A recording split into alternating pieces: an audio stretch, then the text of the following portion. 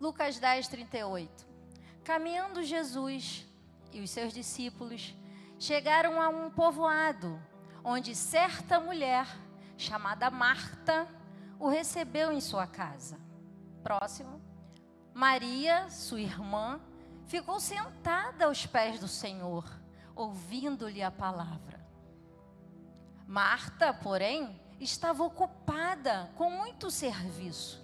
E aproximando-se dele, perguntou: Senhor, não te importas que minha irmã tenha me deixado sozinha com o serviço?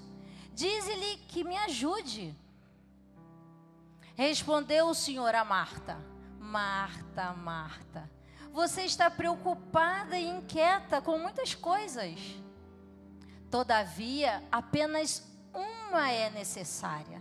Maria escolheu a boa parte, e esta não lhe será tirada. Amém? Eu vim dividindo, com meu esposo, aprendendo com ele. E eu falei assim, interessante, que eram 3 irmãos, Marta, Maria e Lázaro. Mas no enunciado da mensagem, não relata o nome de Lázaro. E na mensagem, nessa passagem, não fala sobre Lázaro. Só fala sobre Marta e Maria.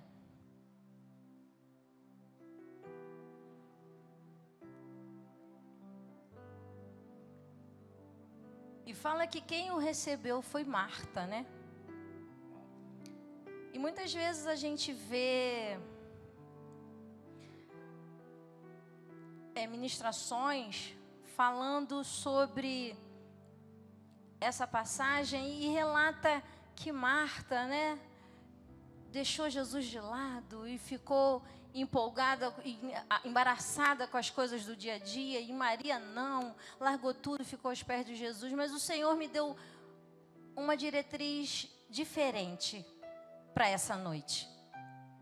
Eu gostaria de salientar para vocês as qualidades, os pontos positivos, tanto de Marta como de Maria.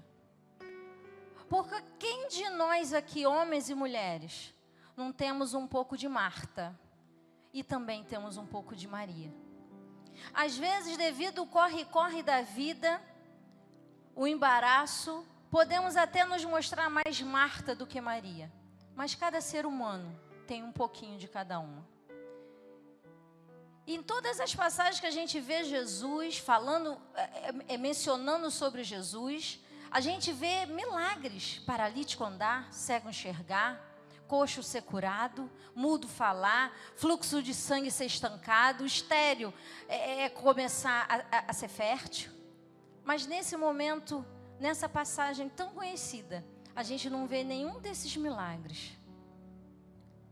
Mas o Senhor Deus, nessa noite, vai falar conosco.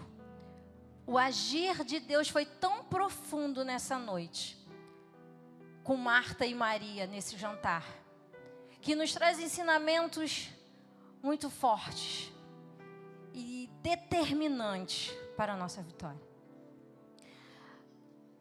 Marta significa senhora, liderança, família, significa firmeza.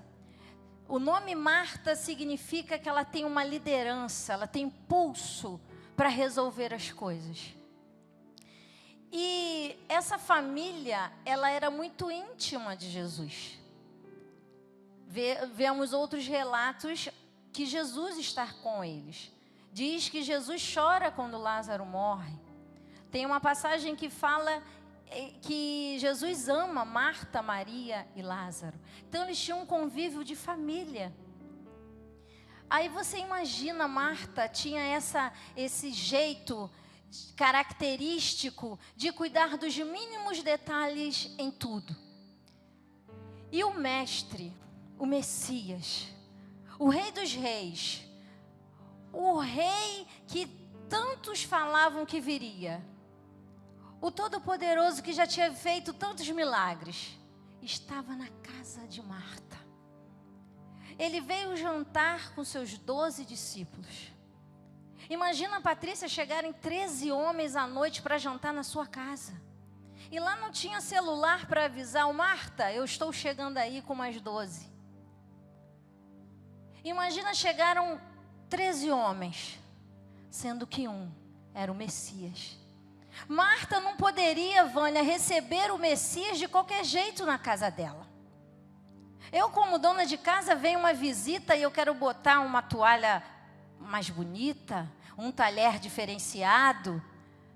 Não é assim que a gente faz, Vânia? Que é uma jarra de suco diferente. Então eu imagino de que Marta, quando viu aquela multidão, porque onde Jesus estava, viu uma multidão, e vinha aquela multidão na direção da casa de Marta, e ela viu que ali estava Jesus com os discípulos, e ele estava vindo para sua casa. Ela sabia que quando ele passasse em Betânia, ele ia ficar na casa de Marta, porque eles eram família. E ali Marta se preocupou com os mínimos detalhes. Eu tenho que fazer o melhor arroz, eu tenho que fazer a melhor carne assada. E a sobremesa, meu Deus, o que eu vou fazer? Será que tem padaria aberta para comprar um sorvete carioquinha para o mestre? Eu tenho que servir o melhor, porque ele é o Messias. E naquela época as mulheres eram criadas, eram doutrinadas, pastora Maria, para servir. As mulheres não eram para estar em reuniões, em debates. As mulheres eram criadas para servir bem o seu esposo, servir bem os seus filhos, servir bem aos amigos do seu esposo, cozinhar bem, costurar bem, ter uma casa bem arrumada. E Marta foi muito bem educada pela sua mãe. Marta sabia desenvolver muito bem a sua tarefa. E ali ela estava comandando todos os seus criados. Porque, pelo que nos relata a palavra de Deus, era uma família de posse. E ela queria receber com o melhor o mestre e os seus discípulos. E ali cada um tinha uma tarefa, mas a gente começa a entender que Marta tinha as tarefas mais importantes sobre as suas mãos. E Maria já era a sua ajudadora, digamos assim. E aí eu imagino que Maria deve ter ido arrumar a mesa, botar as coisas que Marta tinha orientado a ela. E de repente Marta, envolvida com fogo, se estava aceso, se o bolo estava sendo assado direito, se as frutas estavam lavadas corretamente, ela preocupada com todos os seus afazeres, e quando ela olha para a sala, ela vê que Maria, ao invés de estar arrumando a mesa, Maria estava aos pés do mestre. Maria estava sentada aos pés do mestre.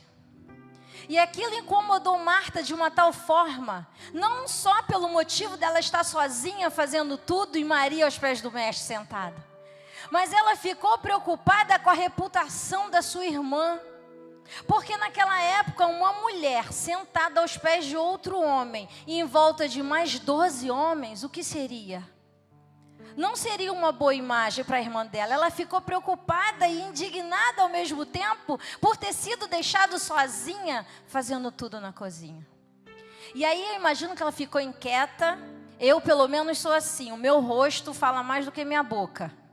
E imagino que o olhar de Marta já mudou, a respiração também, o jeito de andar, mas ela não podia sair da cozinha.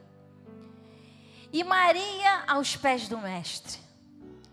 Os discípulos ali conversando, imagino que preocupados, porque o assunto sobre a perseguição de Cristo e a intenção de matá-la já era notória. E Maria ali, aproveitando do mestre. Marta chegou um momento que subiu, tem uma hora que sobe assim? E você quando vê, né, Thalita, já falou? E Maria chegou na sala e falou: mestre, olha Jesus, olha só, Marta, minha irmã, ao invés de estar me ajudando, está sentada aos seus pés. Imagino que já deu a entender que ela pensava o seguinte: não convém que uma mulher solteira esteja aos pés de um homem e no meio de muitos homens, e ainda mais me deixar aqui sozinha, manda ela vir me ajudar. Aí você pensa, que petulância dessa mulher, Tiane. Como que ela pode chegar para o mestre, para o Messias, o Filho do Deus vivo, e falar, manda ela vir? Ela está dando ordem para Jesus. Fala para ela vir me ajudar. Ela está aí perto de você. E por que você não manda ela vir me ajudar? Mas Marta, ela só falou desse jeito com Jesus, porque Marta era íntima de Jesus. Marta tinha uma intimidade muito grande com Jesus. Essa família tinha uma intimidade com Jesus. Essa família não estava com Jesus apenas porque ele era o Filho de Deus. Essa família estava com Jesus porque essa família amava Jesus. Não só por ele ser o Messias, mas eles amavam a pessoa de Jesus. E Jesus sentia isso. Eles tinham essa afinidade. E aí Marta não tinha embaraço, nem timidez nenhuma de rasgar o coração e falar para Jesus o que a incomodava. E às vezes, eu e você temos Jesus na nossa casa. Às vezes eu e você estamos com Jesus dentro da nossa casa. Às vezes eu e você estamos com Jesus sentado do nosso lado.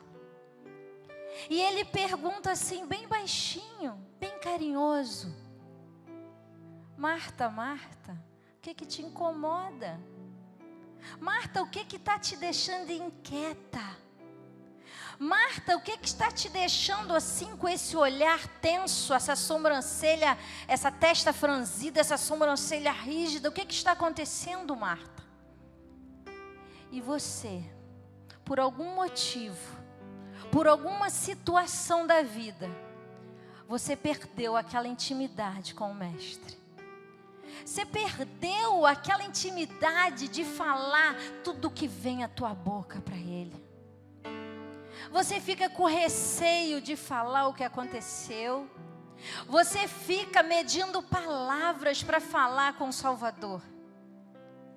E Ele é íntimo de você. Você já teve intimidade com Ele. Você conversava com Ele no carro. Você conversava com Ele tomando banho, no emprego, fazendo comida, varrendo a casa, dando banho no filho. Você conversava com Ele e falava de forma de irmão para irmão, de pai para filho. Você não media palavras. E agora? Quantos de nós não conseguimos falar o que realmente está afligindo o nosso coração? A gente dá voltas, a gente fala várias coisas com o Senhor, fala sobre o planeta, sobre o coronavírus, mas o que está nos incomodando, nós não conseguimos falar com o Mestre.